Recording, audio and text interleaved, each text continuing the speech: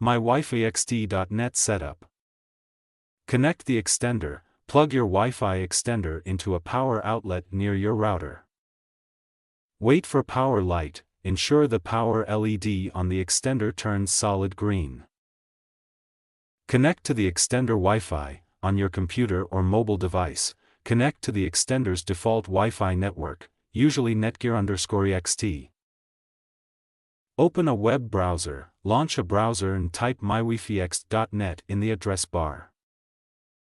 Log in or create an account. Log in using your existing credentials, or create a new account if setting up for the first time. Select your router's network, choose your existing Wi-Fi network and enter the password when prompted. Complete setup. Follow on-screen instructions to finish the setup and create an extended network. Relocate the extender. Move the extender to an optimal spot, ensuring it's within range of your router.